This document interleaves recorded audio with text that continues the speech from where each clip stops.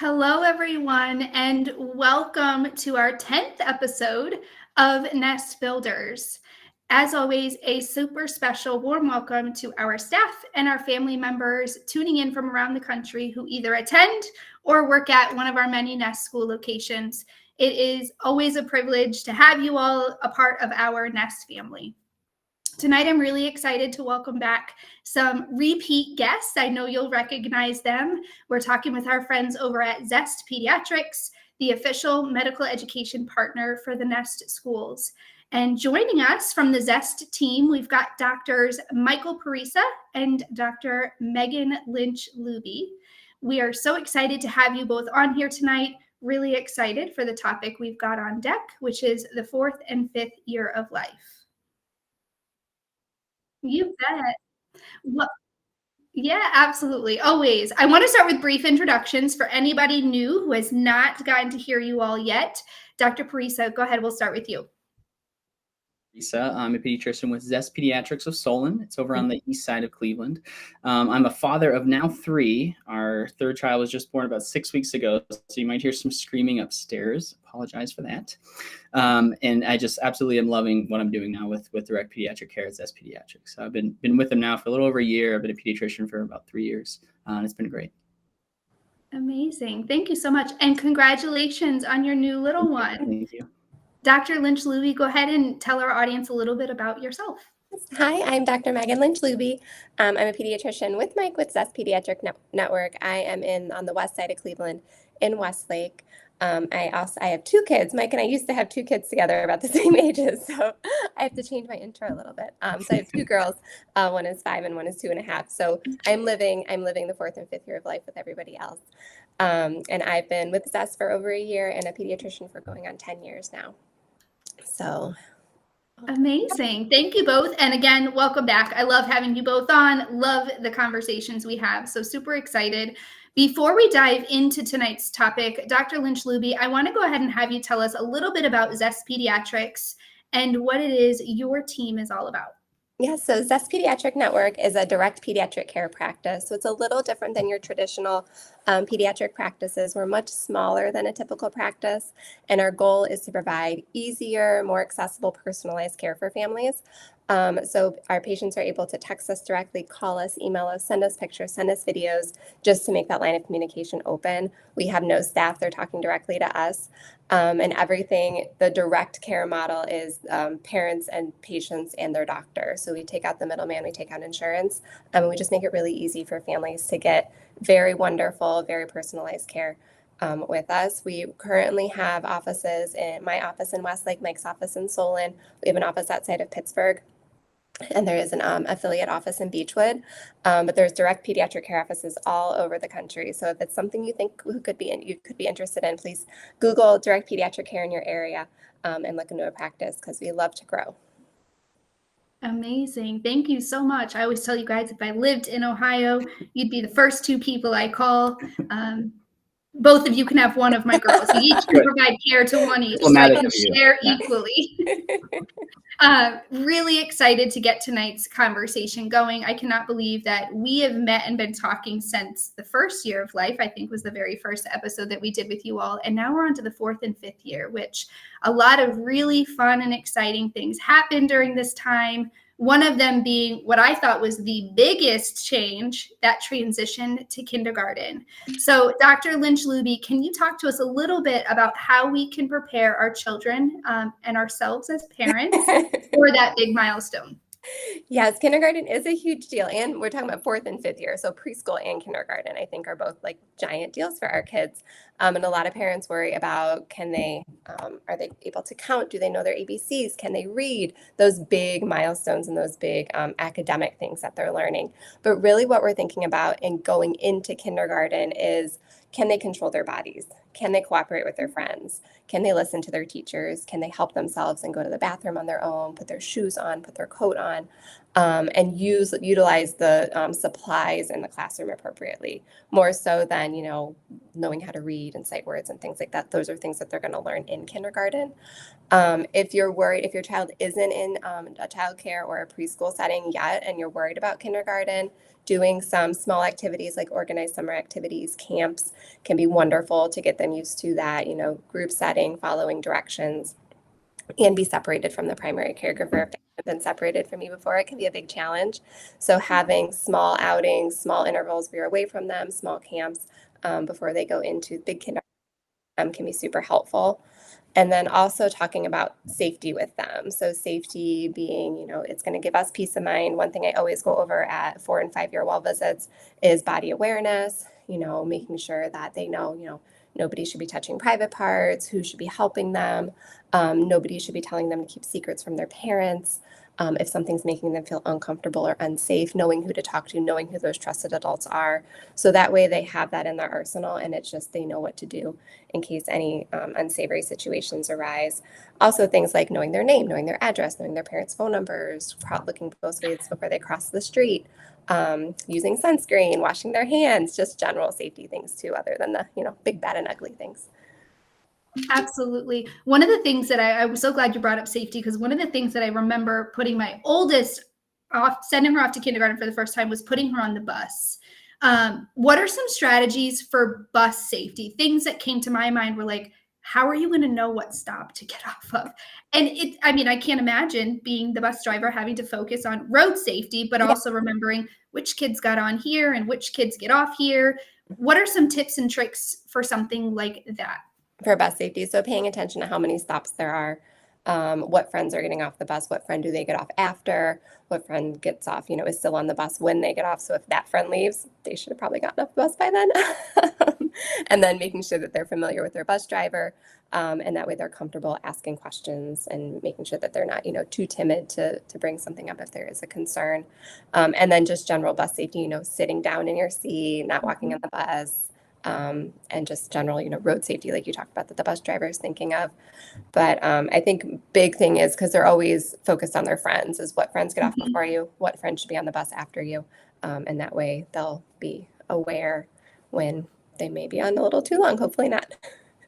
Absolutely. What a great strategy, because they're not likely yet reading the street signs or knowing what they say. So what a great strategy to bring it to something real and relatable to them, their friends and the people they get on the bus with.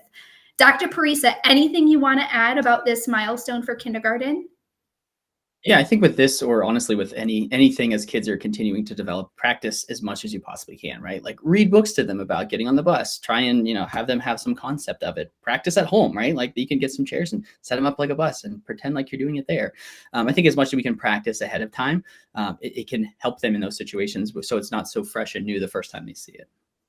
Absolutely. One more little thing that came to me on the topic of safety, and something that I feel like I still experience now as a parent, and my girls are in kindergarten and second. On the topic of safety, things like lockdown drills or, just general school safety, who should be in the building, who shouldn't be. What are some recommendations for how parents can talk about those things with their children? So I know my girls used to always come home. They had questions, right? They wanted to know. And it was always this conversation of what's a good amount to share? How truthful should you be? And what's a line that you should draw?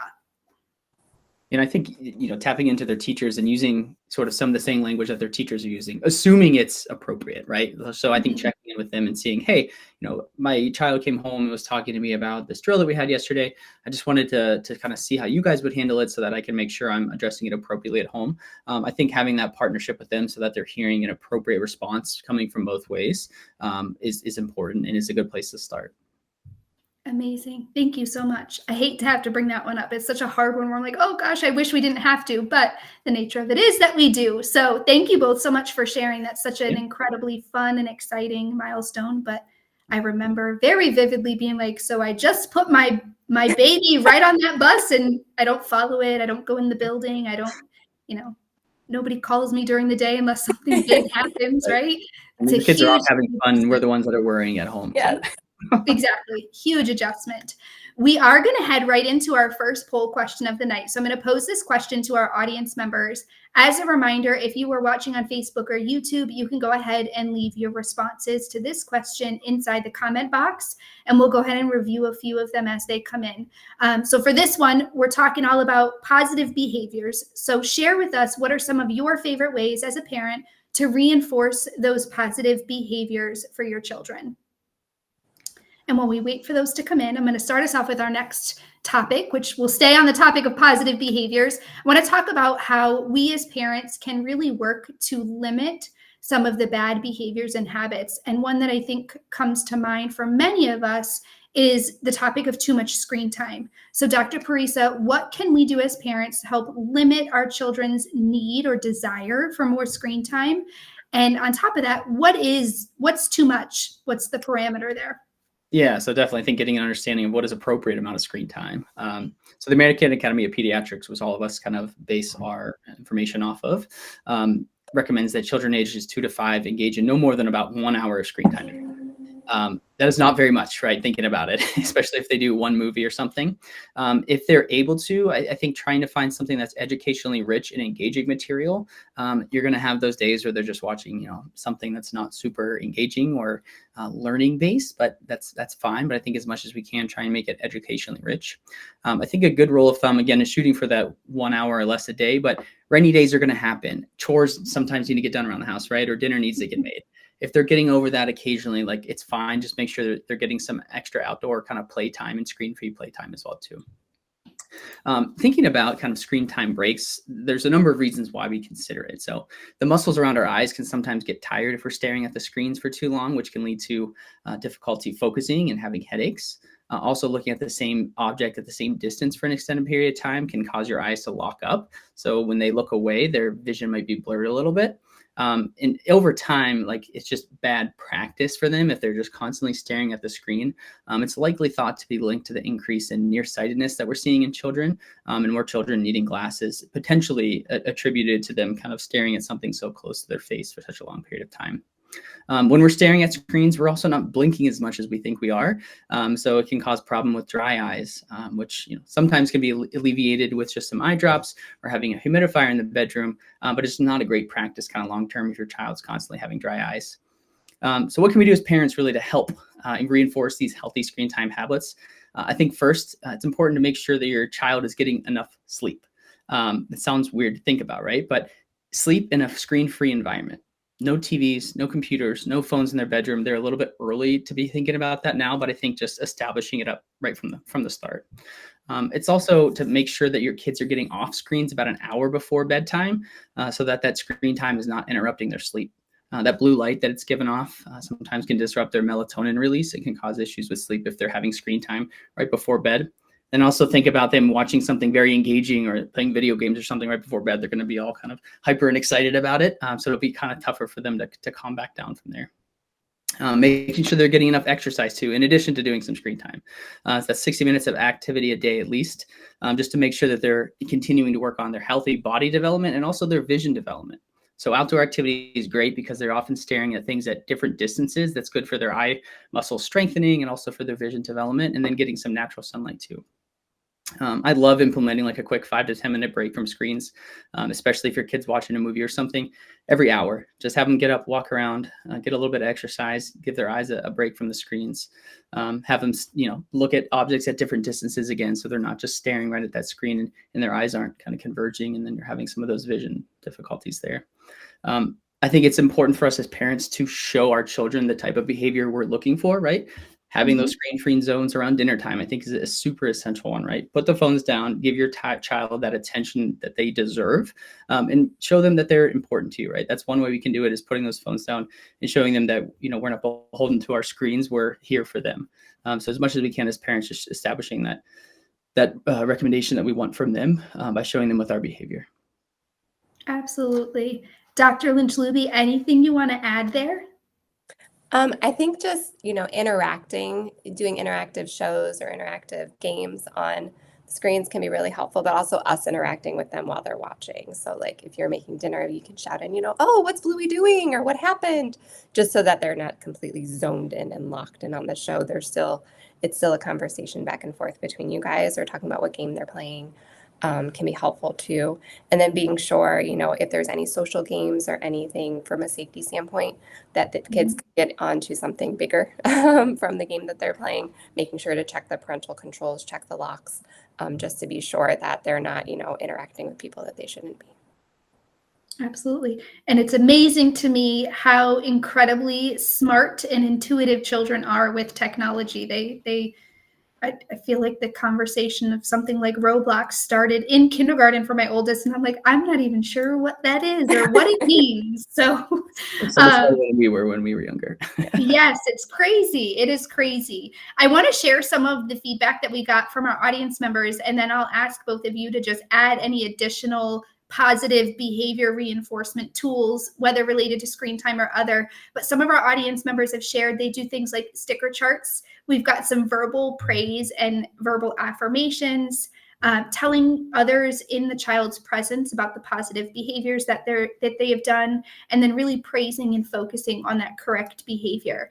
Is there anything that you all would add as a good strategy or tool for reinforcing positive behaviors with our children? I love to get overexcited, like somebody had commented, and really show them that how excited and engaged I am with that behavior, because then they get excited too about it, and it's fun just watching them get excited. So that's usually my go-to. I love that one. Yeah, I agree. The extra praise, extra playtime, extra time outside, extra special trip or whatever, just really focusing on those wonderful behaviors is so important in our kiddos. Absolutely. Now and I've done things like sticker charts or rewards of some sort, something they can earn, if you will. What are your thoughts on that? Is it easy, or at some point do you pull back the rewards and just sort of have the expectation of that certain level of behavior? How do you do that? How do you wean that sort of tangible praise piece out if that's something that you initially started using?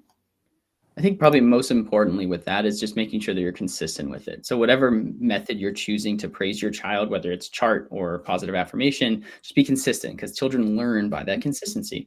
If you're doing sticker charts, fine. I think sometimes that can get us in a situation where, depending on their reward that they're getting, it gets a little sticky, especially sometimes when you're getting to the store, and those can be some hard conversations with them. But absolutely fine to do sticker charts. I think just make sure you're being consistent with it so that they're learning and actually, building, a cause and effect sort of relationship between what they're doing and what they're getting. Absolutely. Now, you both live in households with multiple children. I do too. Sometimes I find the reinforcement that I have to use for my girls might be different just based on who they are. What are your thoughts on that? Because I think this is brought up in some conversations, the topic of fairness from the perspective of the children, right? That's not fair. How do you recommend navigating that? Because, children are motivated or reinforced in a lot of different ways. So how do you navigate that topic of fairness, right? What's fair? It can be tricky, especially when they're younger, because not fair to them is perfectly fair to me. So that can be a tricky part. But I think especially explaining to the older one, like what the younger one needs and how it's different than what the older one needs. And, comparing them and saying, when you were little, you needed this. Now that you're bigger, you need this. So that way they can put it into context and understand it a little bit more. It can be helpful. Not always, but can be. And then just giving them each what they need and giving them those rewards that they go for. Your sister may like extra Barbie time. You may like extra outside time. We're going to work with what works best for you guys. Love that. I would try not to get too hung up on what they tell you is good or bad for them. I would look at more the responses that we're getting from it, because they're going to tell you that you're not doing a good job. My daughter tonight told me she. And sometimes that cuts so deep, and they're like, "You're not fair," and I'm like, "Wait a minute."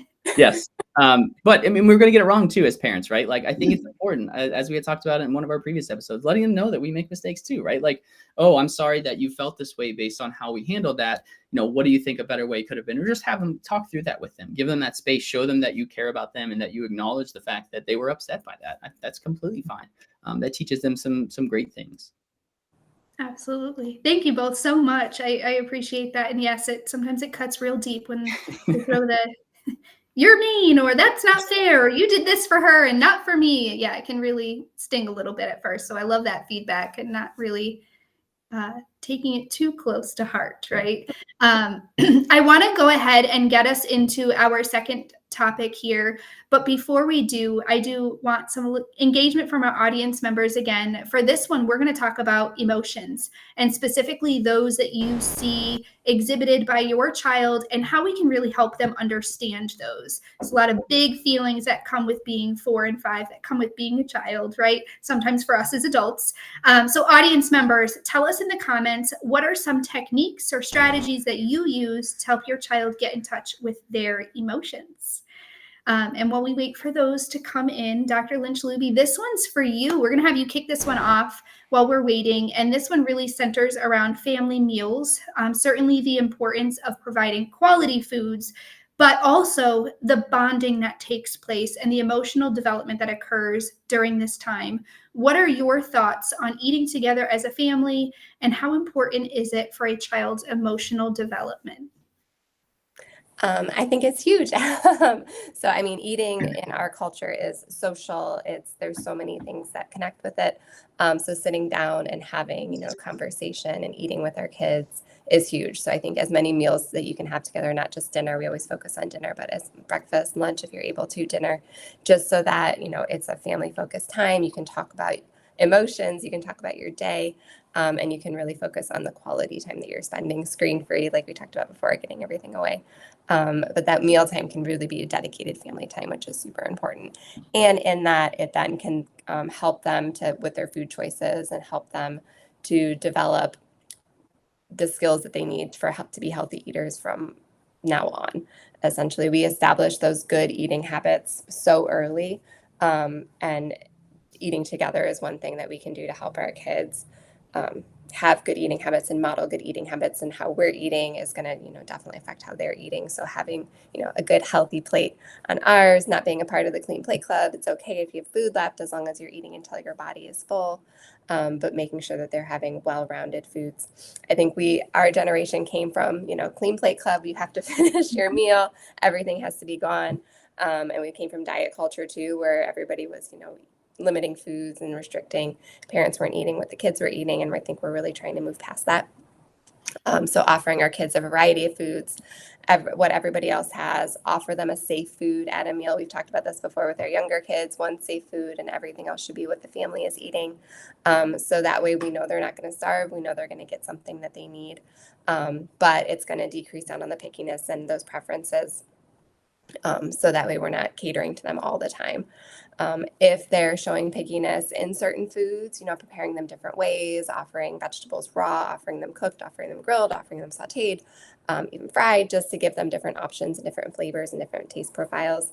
This is a great age to include our child in meal preparation and in grocery shopping, because they can do a lot more, and they're a little more independent. So safety knives are great. They can chop vegetables, they can chop up fruits, they can help you with recipes, they can read the numbers, they can measure, they can go grocery shopping too, to look at all the different colors and all the different flavors that are out there. But it'll help them just develop that healthy relationship with food, to understand, it's a good age to explain what the food's doing for our bodies and why it's important to have all of the different food groups and what role they play, what the proteins do, what carbohydrates do, what our fruits and vegetables do for vitamins and minerals. Treats are good for, sometimes our mental health and just good for us to, be a little bit happier, but also I think having them know why we're limiting sweets and why we need to limit junk food and processed foods, because they're not the greatest thing for our bodies, is important for them to know too. And then Absolutely. So there are two things that you said, and you all heard it here first. We need on shopping carts a little preschool driving the cart sign. You know how they put that on like new learners? My girls love to push the shopping cart, and my youngest is just not quite tall enough to see over like the typical one you get. So I'm always like really hyper focused, and I'm just like, ooh, watch your ankles if you're in the aisle with us, because there's no telling what will happen. My other question for you, or actually I should just say my kudos to you guys is your tip on providing a safe food, something you know the child likes, but then the rest is what the family is eating. I'm telling our viewers, it works. It works. I've tried it. My 7-year-old was extremely picky, and we started to implement this after one of our talks. And she is, I think I said this in our last one together, so much more bold and adventurous in trying foods. And even I'm just happy that she's trying, right? She doesn't mean she likes everything, but she'll actually like put it in her mouth and chew it and swallow it and like really go through the trying process. So it works. Everybody who's listening, have a picky eater, give it a try. I swear it does really work. And it's never too late too. It might take a little bit more work to get it if you haven't established those habits now, but it's never too late. No, never too late. Absolutely. One of my questions here on the food, I feel like 4 and 5, when you get to that pre-K kindergarten time, the social life for children starts to pick up. Play dates, parties, some get into sports or after school events, things like that. What are some tips for balancing the busy after school life and still having those quality meals together? I think as much as we can, right? So we want our kids to be healthy and nutritious. Trying to decrease some of the snacking prior to meal times will allow them to be a little bit more hungry heading into the meals. So that's a big one for us. My kids, as soon as they come home, they try and grab snacks, right? But then I know they're not going to eat dinner if they do that.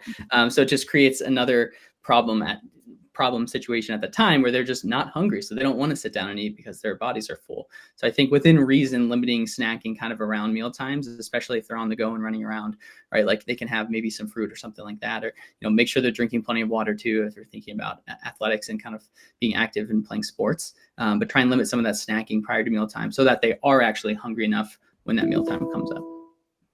Absolutely. Thank you so much. We've gotten a few in on handling emotions, really helping children to express and navigate those. Modeling and explaining emotions, that's a big one. And then conversations about why they're feeling a certain way. Anything you guys want to add in terms of how to navigate some of these big feelings and really get children in touch with recognizing and regulating some of those emotions they have? I think modeling is huge and talking like about how you're feeling, whether it be good or bad, and then what you're going to do with that feeling. Like I'm feeling frustrated, I'm going to take a big breath, then try to calm my body down and just try to explain to them what you're doing with your feelings is huge. So I think modeling is a great one. Kudos to whoever said that one. And also talking about your kid's day. So, did anything make you feel happy today? Did anything make you feel sad today? Just so that then they can put those emotions to, something that happened or an action or something a friend did or something, that they did that's made somebody else feel upset. So they're understanding just the circle of emotions that there are is really important. And also reading books. We talk about reading books for everything. So Books are great. I think we got Milo's Monster was the most recent one that we picked up. I'm not sure if you read that one, Megan, but it's a great one about some jealousy. Yeah. Yeah. Modeling as best we can. Books are fantastic. I am not a huge fan of timeouts. I don't think it gives our kids things that they can use well. It just lets them kind of sit by themselves with those emotions. They don't know how to process it, right? I'm more of a fan of time in, so sitting there with them. We might need to restrain them at that time, right? If they're flailing around and trying to hit you and punch you, right? Letting them know, like, I'm here with you. I can see that you're upset right now. We're going to work through this together. Eventually they'll calm down. And I think to spend that time and talk through it with them, try and get a little bit of understanding where they were coming from. Almost certainly what they tell you, it's not going to be the reason, but eventually they'll get to it, right? My 5-year-old's now like, you gave me the red crayon instead of the green one. Well, I know that's why you didn't go and hit your sister, but like, let's explore this a little bit more. Right? My girl's safe time to talk about the woes of the day is always bedtime, especially for my oldest. It's just such a, it's just usually just her and I. We've done our bedtime routine. It's singing. They love to have me sing songs that I used to get sung to me when I was a child. They love to hear a funny childhood story about myself or my husband. But then when it's just her and I, as I'm tucking her in, that's that time where that's usually where, like you said, I know you didn't hit your sister for this reason. I know there's an underlying hidden thing. Yeah. And that's usually where it feels like, Mommy, I really just did have a bad day. Can I tell you why? And I'm like, sometimes I'm like, are you just procrastinating bedtime? Did this also not really happen? Like, what's the truth and what's just procrastination? My other question here, when we talk about handling big emotions, you kind of alluded to this a little bit, Dr. Parisa. What's the best time to really approach it? You know, as a parent, if we're experiencing that the big explosion, the big expression of emotion, is it okay to just have that cool off period? Is it best to let them fully come down? Is it better to talk about it in the moment so that they're really remembering why they're upset? What's the best avenue to take there? Yeah, trying to conceptualize it like what I would imagine their brain is going through right now, or at that time. Like they're in a zone where they just can't fully process. There is so much happening with their brain development that they just cannot connect the dots.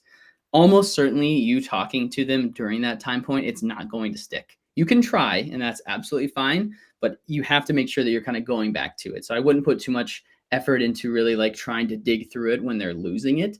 Spend that time to be with them, let them know that you're there with them. Talk about some of the things that you do when you get upset or frustrated, right? That deep breathing, like Dr. Lynch-Luby had talked about. Model some of those things for them right then, and take that time out with them, be present with them. Once they come down from that, that's when I usually will try and dig a little bit deeper into it, right? And it's such a fine line because sometimes talking about it will kind of get your kid to go back into that sort of mood. I think knowing your child, you're going to know them best, right? Because parents are the expert on your own kids. So know what kind of triggers them, but make sure you're taking that time once they have come down to revisit it. In the moment, they can't conceptualize, they can't process that there's just too much happening for them. Absolutely. Now, you had mentioned, being careful not to get too much into it to where you bring up all those emotions and perhaps start the cycle all over again. If there's a point where a child says, I don't want to talk about it, or, is very clearly not interested in addressing or uncovering what the problem was, is that worrisome? Should we just honor those wishes? At what point do we become worried, I guess, as parents, that they're not wanting to talk about what it is that's making them feel that way? Sure. And I'm sure while they're upset that they're going to say, right, they're going to say that, they're going to say plenty of other things. They're going to tell you that you're a bad parent. They don't mean it, I promise you. But again, that's just them not knowing sort of what their words mean, really. It's fine. Acknowledge it. I think that's important. Let them know that you're going to bring it back up later, but you're, respecting their preference that they don't want to talk about it right now. We're going to revisit this at a later time. Move on, see what happens. But again, make sure you're bringing it back up because they just might need a little bit more space. And that's fine, right? They've learned to let you know that I need some space. I need some time to calm down from this. Great. But we're still going to talk about it later. Yeah, absolutely. Anything to add there, Dr. Lynch-Luby? I think a lot of psychologists and counselors will call like the tantrum time red brain, where you're just like, it's just red and you can't focus and there's no way of getting through to a kiddo in that time period. And that's the time to cool off. One skill that we worked on at my house with my 5-year-old is, instead of screaming at us and being really upset at us in that time, just telling us, I'm really mad right now. I need a minute. And she's done really well with that sometimes. But it tells us that, and we're like, we just go, okay, you can take a minute, but we're going to talk about this later. Like Dr. Mike said, like, we're going to address it, but we don't need to address it right now because I know that you can't process and you can't function in a rational, logical way. I think most of the times, at least my fear as a parent, is I'm going to forget, right? Like it's going to end and I'm just going to forget to come back to it. But I love that approach where you're teaching them that coping strategy. Listen, instead of yelling, you can tell me, I need a minute. I'm frustrated. I'm mad. Let me decompress. And then it's us as parents just remembering, on top of the many other things, to come back to it. No pressure at all for anybody at all. I promise you, they will give you another opportunity later on if you forget to revisit that one. They sure will. They sure will. You are right. You are absolutely right. Believe it or not, I want to move into some questions. We've got some really great questions from our audience members and some that we've gathered earlier as well. And I want to just kind of open up the floor to ask some of them to you all. Certainly for our audience members, if there's something on your mind, on your heart that you want to ask, please go ahead and put it in the comments. I'd be happy to read it and try to get as many of these answered as we can. We'll start with this first one. It's really kind of centered around responsibilities and taking some ownership inside the house. When should we start to expect children to help with simple household chores? I think as early as they can follow that direction. I'm sorry, Mike. My girls in school, like 2 and 3 years of age, they were teaching them to pick up their plate and clear it and put it in the sink and just doing those simple household tasks. And now, we've definitely encouraged that. So it just becomes kind of second nature to pick it up. We have to remind every now and then. But those simple tasks, I think you can start from a very early age as soon as they can understand that direction. And then you can build from there. So when you have like your 4 and 5-year-old, putting their clothes in the hamper, making their bed, keeping their room clean. I think those are tasks that are perfectly reasonable to expect them to do. Absolutely. Now, I guess a follow-up to this is one of the tasks my youngest likes to do is help fold the clothes. That was a huge learning curve for me because she'd often lay the towels on the wood floor, which is clean-ish, but certainly not as clean as the towels that just came out of the wash. Tips for navigating how to sort of let go some of that control, I guess, if you will, as a parent when they're helping with some of that stuff. It is tough. You want to make sure that you're acknowledging and praising them for that effort, right? Because if we, try and step in and say, "Oh no, it's not the right," it's just going to defeat them, right? Then they're not going to want to do it again. So I think finding that balance and realizing that it's okay to let go, it doesn't need to be perfect. That's one of the things as a parent I'm trying to get better and better at, is realizing like you're not going to get it perfect, right? It's going to be fine. We're going to move on. Another opportunity is going to come up where we can work on some of these things. Praise them, thank them, and do your best to not let it get to you. Know that there will be dog hair on that towel, whether it hits the floor or doesn't.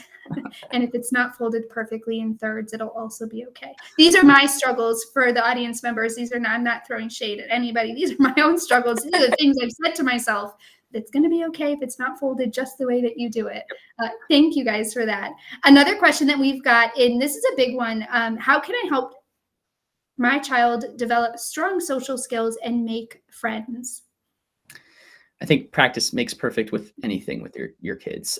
So depending on if they have siblings or not at home, making sure that they're getting out in an environment where they have the opportunity to practice, right? So some of the kids, especially through COVID, weren't getting out a lot. So socializing was a totally foreign concept to them when they're trying to be expected to step into preschool or kindergarten or something like that. Let them practice it. Again, modeling those behaviors that you're kind of wanting to teach them, and going with them, showing, hey, this is how, like, oh, look at Johnny over here, he's playing, like, let's go see what he's doing. Give them some space, some safe space. Try not to be kind of holding their hand that entire time, but I think showing them kind of what we're looking for with that and giving them opportunities to practice with it is probably the best approach. Going back to books again, books are fantastic things because they can conceptualize it. It's fun. You're spending time with them. You're also reading too. So find some books that kind of talk about some of that. I'm sure there's plenty of them out there. Absolutely. Definitely. Sticking with the topic of social skills and building friendships, how do we introduce or approach the concept of bullying, right? What do we do? How do we talk about it? How do we help them if they're in that sort of situation? All the things. Yeah, I think that goes back to like kindergarten readiness and teaching them, who to go and talk to if somebody makes them feel unsafe or uncomfortable. And it can be, anything, like if somebody took a marker from them and it made them feel uncomfortable, well, you should talk to somebody about it, but also giving them those skills and encouraging them to talk to their friend about it and to talk to, who did it. So you can tell, that really upset me when you took my purple marker. I really wanted it. So that they can build that skill to have a conversation with their friend. And then if it escalates to something more, sadistic, if you will, in true bullying where they really are feeling unsafe, making sure that they know, going and talking with their teacher.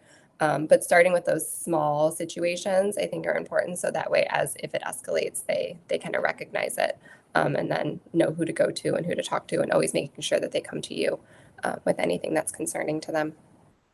Absolutely. Absolutely. The jump into grade school is such a big one. How do you recommend parents balance things like, believe it or not, homework, after school work, things like that, and still allowing their child to be 5, to be 6, to be a child, right?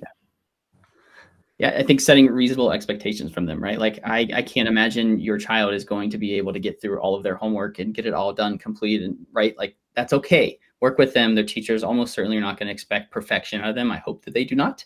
But setting realistic expectations and then giving yourself some grace. I know we had brought this up plenty of times before, right? Like if maybe you overstep too much and focus too much on, oh, we need to get this homework done, we're not going to have as much playtime today. see how that went. It probably doesn't go well around bedtime when they just needed that time to decompress. The next day, kind of adjust your practice with it, and kind of fine tune and see, okay, we offer 50 or 60 minutes of playtime, right after dinner. That was great before bedtime because they were tired, as opposed to trying to cram in some homework right before then. You're going to get plenty of practice with it and plenty of opportunities, but setting realistic expectations and not expecting perfection, I think. Absolutely. Another big one that I feel like comes up in kindergarten is the freedom of being in the lunchroom, at least something that I experienced. Children who start kindergarten and maybe are either refusing to eat lunch or just maybe not eating enough of a home lunch that's packed or not eating a school lunch at all. What are some suggestions? Is this worrisome? How do we navigate this part? I think it depends on how they're eating other times of the day, how their growth has been. If they're growing fine, if they're eating a great breakfast and they're eating a ton when they get home and they're eating a good dinner, they're going to bed okay, then it's really not a huge concern, as long as they're eating something throughout the day to keep them going, and encouraging them, to tell you what do they want in their lunch, involving them in packing their lunch, so that way it's wholesome foods, but foods that they find appetizing, and they're not like opening their lunch and not wanting anything, but also telling them, it's great you want to talk to your friends, but lunch is the time that we need to nourish our bodies so that it's ready for the rest of the day. So really encouraging them to eat something during that time. But if their growth is okay and their behavior is okay throughout the rest of the day, it's nothing I would be too concerned about, as long as we're getting well-balanced meals at home. Absolutely. Yeah, that's the social hour, especially for my youngest. She's a talker. I can always tell. I'm always like, Mallory, did you talk a lot at lunch? Because your lunchbox is awfully full. You can always tell that, but that's great advice, though. Certainly not to worry if they're eating well in all other aspects. Our last question that I have, and I know Dr. Lynch-Libby, you talked a lot about this in the beginning, sort of those social components of being ready for kindergarten, being able to do tasks independently, knowing who to go to if you need help, support, knowing other things like who your parents are, your address, things like that, all extremely important. Certainly as you get ready to send your little one off into the kindergarten world, what are I feel like there's still some pressure, I think, from the academic realm. I know I felt it as a parent. Are they ready? Do they know the academic pieces they need to? And yes, in the end, they got taught everything in kindergarten. They had phenomenal kindergarten teachers. But what are some, if that's a worry of ours as parents, and certainly we want to do our best to make sure they are fully prepared and well-rounded in all angles, what are some milestones, I guess, from the academic realm that you would recommend parents focus on in preparation or as their child gets ready to head into kindergarten?